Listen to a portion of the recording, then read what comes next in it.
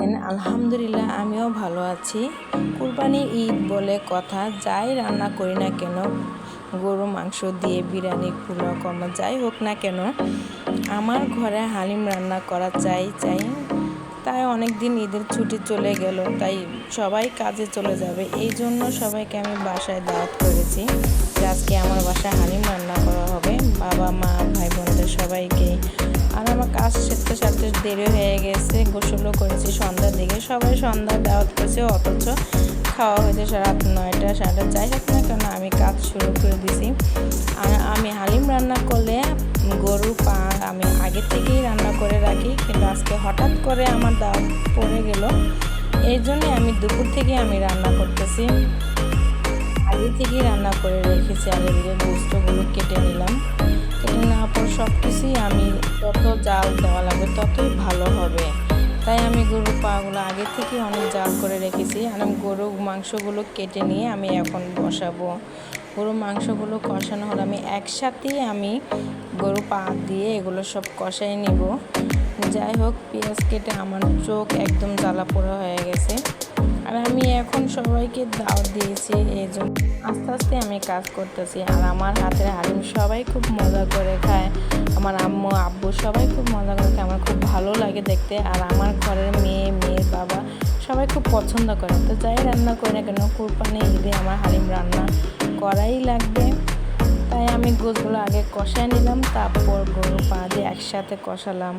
আর এখানে আমি আগে ডালগুলো আগে থেকে গরম পানি, ফুটন্ত পানি দিয়ে ভিজিয়ে রাখবো। এই ডালগুলো যতক্ষণ আপনি ভিজিয়ে রাখবেন তত খুব ভালো সিদ্ধ হবে, খুব তাড়াতাড়ি সিদ্ধ হবে। আর এখানে মশলা প্যাকেট আলাদা থাকে এবং ডালের প্যাকেট আলাদা। অনেক ধরনের ডাল থাকে এবং চাল থাকে, এগুলো গরম করে সুন্দর করে মিশিয়ে রাখবেন। যত মিশিয়ে রাখবেন তত তাড়াতাড়ি এই ডালগুলো সিদ্ধ হয়ে যাবে। তো যাই হোক, আমি গরম পানিতে সুন্দর করে মিশিয়ে রাখলাম। আর যেহেতু বাসার সবার জন্য আয়োজন করেছি, একটু বেশি করে আয়োজন করেছি, সবাই যাতে মন ভরে খেতে পারে আর আমার খুব ভালো লাগবে দেখতে।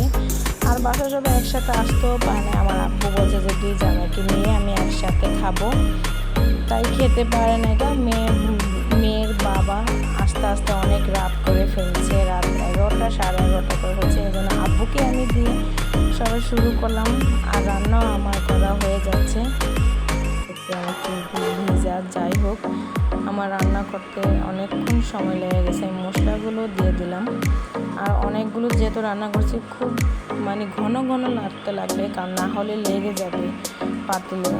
এই জন্য বেশি বেশি যত লাগবে তত ভালো। বেশি রান্না করলে এগুলো খুব করতে হয়, লাড়া লাগে, খেতে চায় না। যেহেতু আমি রান্না করতে পারি, হয় আমার বাসায় রান্না করে সবাইকে খাওয়াই, না হলে আমার আব্বুর বাসায় গিয়ে রান্না করে খায়।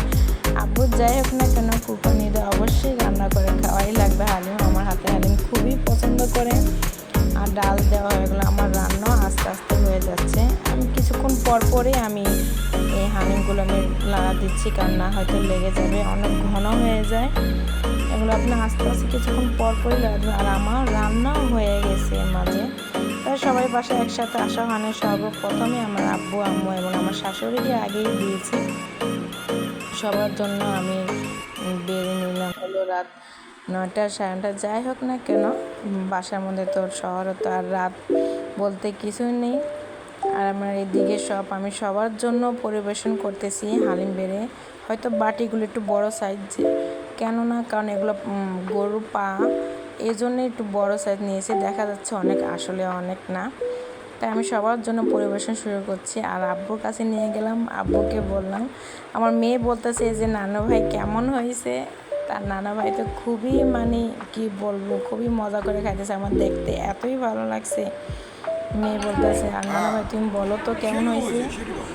তা বলতেছে সেরকম হয়েছে, খুবই টেস্ট, এত মজা করে খায়, আমার খুবই ভালো লাগে দেখতে। আমার শাশুড়ি মা সবাই খাচ্ছে। আর লাস্টে আমি আমার ছোটো বোন খাচ্ছি। বললাম যে কেমন হয়েছে, বলছে খুব। তা যাই হোক, কেমন হয়েছে আমার ভিডিওটা সবাই দেখে বলবেন, কমেন্টে বলবেন। আর এবারে কে কে হালিম খাইছেন অবশ্যই আমার কমেন্টে জানাবেন। আর আমার ভিডিওটা ভালো লাগলে অবশ্যই লাইক কমেন্ট সাবস্ক্রাইব করবেন। আল্লাহ হাফেজ, সবাই ভালো থাকবেন।